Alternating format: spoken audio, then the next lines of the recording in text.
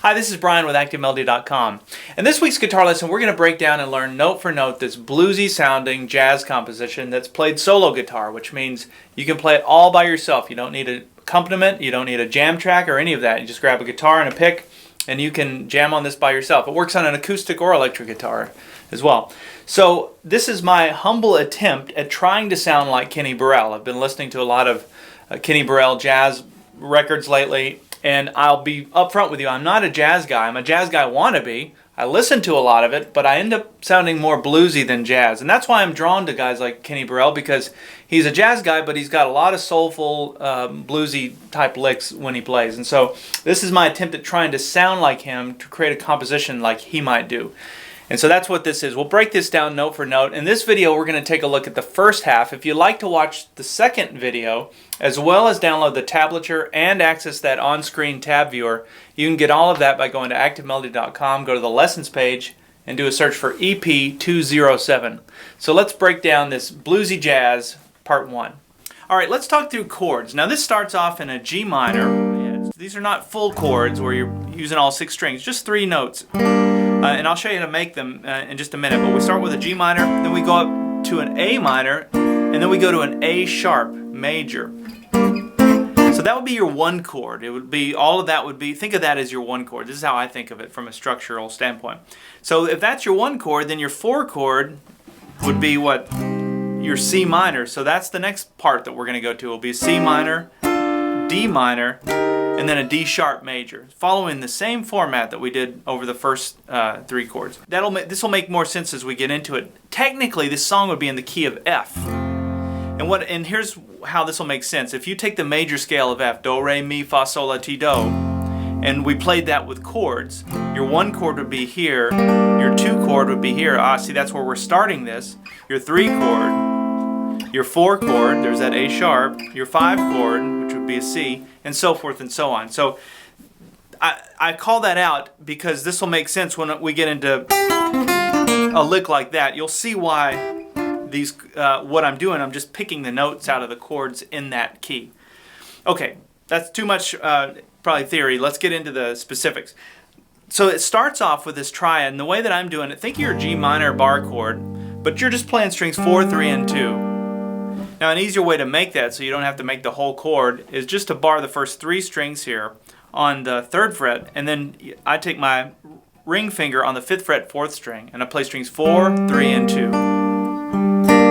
And that's how I'm making that G minor chord. Just a nice little easy chord to make because it's slidable and you don't have to get your whole hand on there. So that's how I'm starting with that. Then I take that same shape and I move up 2 frets to the A minor. And then we slide that shape up 1 fret, so my ring finger goes up 1 fret to the 8th fret 4th string, my middle finger goes down on the 7th fret 3rd string, my index finger goes down on the 6th fret 2nd string. And that's your A sharp chord. So if you were making your A sharp bar chord, it would look like that. We're just taking those 3 notes out of it. And that's the structure for the G. Now let's talk about the strumming of this. I start by doing a downstroke, and I actually slide. I start by picking the 4th string here, which starts on the 4th fret and slide up to the 5th fret. So there's your downstroke. And then I do an upstroke on strings 2, 3, and 4 of that G minor. And then there's a muted downstroke. And one thing you'll notice with my right hand, it stays in motion. Watch this when I play it.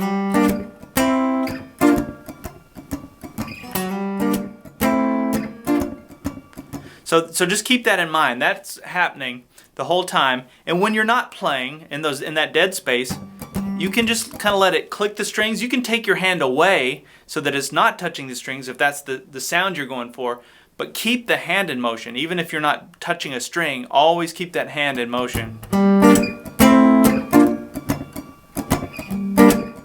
And you'll feel that groove. It feels very comfortable once you get it going. Okay, so there's your upstroke. The next is a downstroke for the A minor. So you got an upstroke, a downstroke, and then when we come up to the A sharp, it's another upstroke. So it looks like this. See, there's your upstroke. Now, once I stopped there, I played, and that's just a downstroke and an upstroke with my right hand. And I've got my index finger on the 5th fret 2nd string, middle finger on the 6th fret 3rd string. And I'm just sliding into that. And all that is just re-emphasizing that chord. So if there's your A sharp chord, I'm just taking those 2 notes out of it and coming into that as a little double stop. So it sounds like that. So then we back up and I play those same 3 chords. And this time I play a little lead part that goes. Now all I'm doing for that, as I showed you that these were all the chords for the key of F. After that A sharp, do you remember what was next? It was the C, right? So I just took those notes out of the triad. Same chord shape as we're playing for that A sharp. So just slide that up 2 frets. So your ring finger would be up here on the 10th fret 4th string, middle finger on the 9th fret 3rd string, index finger on the 8th fret 2nd string, and we just play right down the chord. And then we slide that down 2 frets and then play the A sharp chord. So, and then to conclude it, I just came down 1 other note there. That's the 7th fret 4th string. Now remember that as a takeaway when you're improvising over a minor something. So like you take it in a different key. If you were in A minor, what would be your chord changes? So you've got that little lick that you can work in, and you know why it works now. Okay, one other thing I should say about this lick is it starts on the upstroke. So it's up, down, up, and then I go down, up, down. So it goes. That's how I'm playing it, and that seems to be the most comfortable. Okay, let me back up now and play everything. I'll play through it slowly up to where we are.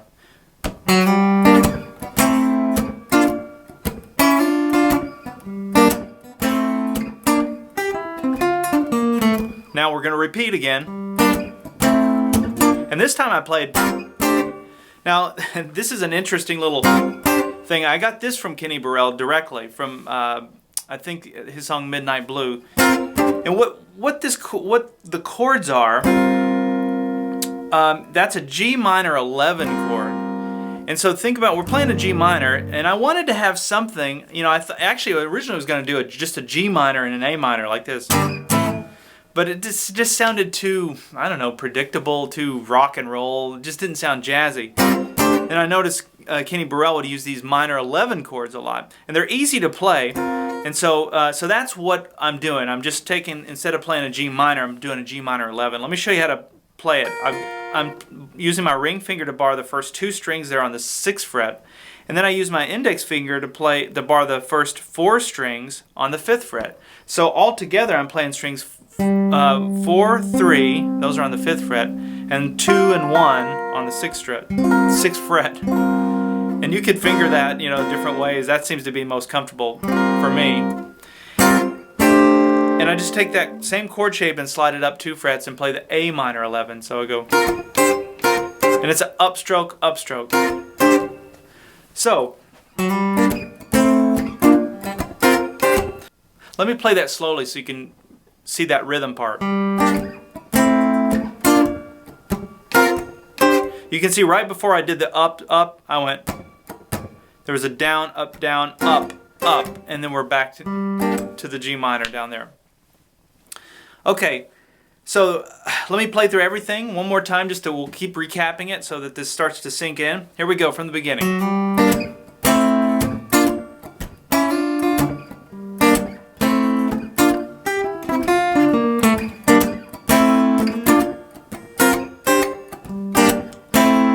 Now this last time I went, and that's what gets us to that C minor chord that I told you about. That's where the key change would be.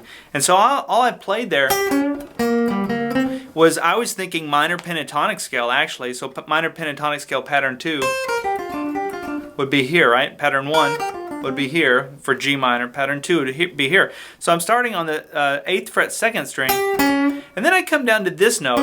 Now technically that's not in the minor pentatonic scale, but that would be in the blues scale. So that's called your blue note. So that one note is the only difference between the blues scale and the minor pentatonic scale.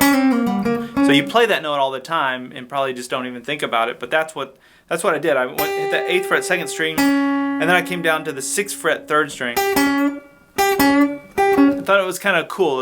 It gave it a different pull than if you did something like that.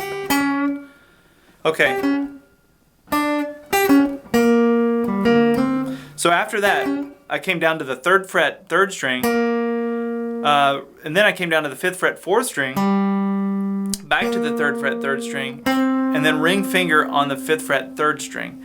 So all together, it sounds like that. And the reason I use my ring finger on that note, the 5th fret 3rd string, is so these two fingers can easily fall into place for that C minor chord.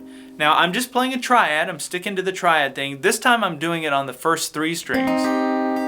So all that is, if we were to play a C minor chord with a bar, it would look like that. I'm just taking the top 3 strings out of it. I don't need the whole bar. So that's what we're doing there. You slide that up 2 frets and you get a D minor. So you can see it's the exact same format as the G minor, A sharp, C minor, D minor, and now we go to D sharp. And to create the D sharp, I just take from the D minor, I just go up 1 fret with my index finger to the 6th fret 1st string, and then my ring finger and middle finger come down on the 8th fret, strings 2 and 3, and I play the D sharp triad like that. And you know, that's going to be the trickiest part of this, will be keeping the rhythm thing without bumping other strings. It's easy to bump them, so just try and concentrate in this little tight area. Even if you're only trying to hit like 2 strings, that's okay. But that's really the idea, is to really focus your strumming into a small area. Okay, and then that's following that same format like we did with the G minor. So I just took my middle finger, ring finger, came down to the 7th fret, strings 2 and 3, slid up to where I started, which was the 8th fret. Whoops. There it is. And then it repeats. And then this time I did exactly the same thing I did, just to reiterate that G minor 11, A minor 11, and work that in. So I think that was just a down, up, up, up, down from the right hand. I believe that's how I played it. Down, up, down. Okay, so that's a lot of information. Let's back up and we'll play everything up to that point.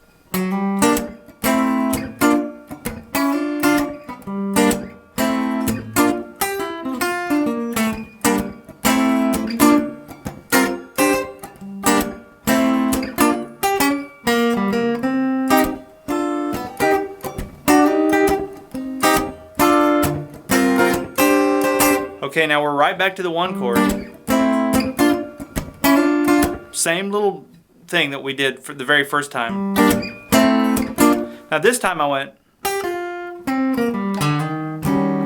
and came down to what would be kind of your 5 chord, although it's a sharp 5. So what I'm doing for that is I'm playing my ring finger on the 8th fret 2nd string, come down to the 6th fret 2nd string. Now you can see that where I'm at, it's just pattern 2 of the minor pentatonic scale for G. And then we're going to slide from pattern 2 down to pattern 1. I use this all the time. So I use my middle finger there on the 7th fret, 3rd string, slide down to the 5th fret. Whoops. And then down to the 3rd fret on the 3rd string. And then ring finger resolves there on the 5th fret, 4th string. Then my middle finger comes down to the 5th fret, 5th string, and I just slide it up 1 fret to the 6th fret, 5th string. And the reason for that is that works real nice with that. So that chord is a D7, or D sharp 7, sharp 9. And that's your sharp 9. That's the Hendrix chord. A lot of people refer to that as. And all that means is you take the major scale and you just go up 9 intervals and you sharp the 9. So you go 1, 2, 3, 4, 5, 6, 7, 8, 9. Now make it sharp. There's that note. That's where you come up with that. So, so there's your chord. That's kind of your 5 chord. It'd be like a sharp 5. And then we slide it down to what would actually be the 5. So you just are 1/2 step up. And that's a very jazzy thing to do. Instead of just going right to the 5 chord, which is so predictable, go up 1 other 1/2 step and then bring it back. So remember that too if you're jamming or writing your own music. That's a nice little jazzy twist that you can add, and it's easy to do.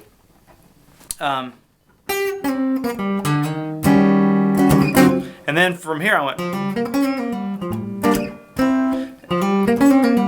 play this little lick right out of the blues scale. And and that's minor pentatonic scale pattern 1 with this extra blue note that I talked about. So to do that, I'm going to play 3rd fret 4th string, 5th fret 4th string, 3rd fret 3rd string, and then slide up. There's your slide up, or play the note rather. It's the 6th fret 3rd string, and I use my ring finger for that. It's probably more proper to use your pinky, but that's easier for me. So I slide it down 1 fret and do a pull off. So I notice my index finger stays down the whole time from here. And then I come back down to the 5th fret 4th string, 3rd fret 4th string, and then look at this. When I hit that note, I'm right back in position to play that G minor chord. And that was where we will go into part 2, where there's a lead part. And now it switches up at that point. And I changed things up a little bit. All right, but we'll save that for the next video. So there's a lot of information covered in this, and I hope that you always walk away with something, not just memorizing information, but something that you can apply to your own playing. Little light bulbs go off and you start connecting the dots with some of this stuff, even if it was that last lick. If that's the only thing you got from it, that's progress, right? So let's back up and we'll play the whole thing for part 1, and then I'll see you in the next video for part 2. And you can always follow the tab as well, so keep that in mind. All right, from the beginning.